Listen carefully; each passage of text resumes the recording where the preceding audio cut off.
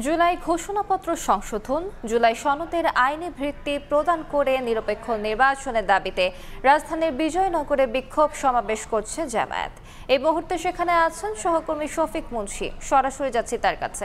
শফিক, জুলাই সনদ এবং ঘোষণাপত্রের আইনের ভিত্তি দিতে হবে বা এই বর্তমান সরকারকেই, এমন দাবিতে কিন্তু আজ রাজধানীর এই বিজয়নগর এলাকায় সমাবেশ করছে বাংলাদেশ জামাতে ইসলামী। এবং এই সমাবেশ স্থলে কিন্তু কিছুক্ষণের মধ্যেই এই দলটির কেন্দ্রীয় যে নেতৃবৃন্দ তারা বক্তব্য দেবেন বলে আমরা জেনেছি। আমরা যে বিষয়টি আরও জানতে পেরেছি সেটি হচ্ছে এই বিক্ষোভ সমাবেশের পর রাজধানীর বিভিন্ন সড়ক প্রদক্ষিণ করে কিন্তু দলটির পক্ষ থেকে মিছিলের আয়োজন করা হয়েছে। এবং তাদের মোটা দাগে যে দাবিতে আজকের এই কর্মসূচি সেটি হচ্ছে জুলাই ঘোষণাপত্র, যেটি গত 5ই আগস্ট প্রধান উপদেষ্টা ডক্টর মোহাম্মদ ইউনূস ঘোষণা করেছেন, সেখানে আসলে ইতিহাসের কিছু বিষয় সন্নিবেশিত করা হয়নি এমন অভিযোগ আনছে দলটির পক্ষ থেকে। এবং যে কারণে তারা আসলে সেই বিষয়টি পুনর্ঘোষণা চান, জুলাই ঘোষণাপত্র।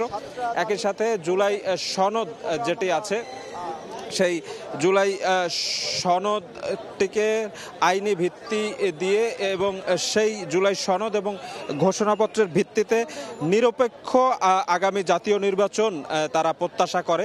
এবং সেই প্রত্যাশার জায়গা থেকেই কিন্তু আজকের এই কর্মসূচি দলটির পক্ষ থেকে নেওয়া হয়েছে।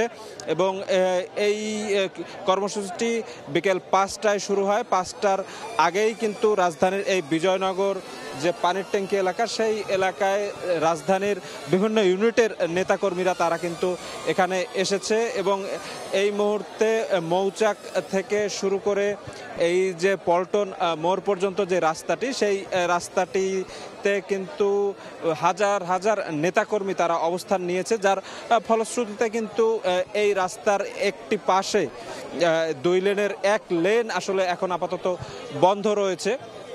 এবং আমরা যেটা জানতে পেরেছি যে আজকের এই বিক্ষোভ সমাবেশের প্রধান অতিথি হিসেবে উপস্থিত থাকবেন দলটির নায়েবে আমির ডক্টর সৈয়দ আবদুল্লাহ মোহাম্মদ তাহের, এবং দলটির সেক্রেটারি জেনারেল মিয়া গোলাম পরোয়ার বিশেষ অতিথির বক্তব্য রাখবেন। তো এই ছিল আমার কাছে এই রাজধানীর বিজয়নগর এলাকা থেকে বাংলাদেশ জামাত ইসলামী আয়োজিত আজকের এই বিক্ষোভ সমাবেশ এবং মিছিলের সর্বশেষ খবর।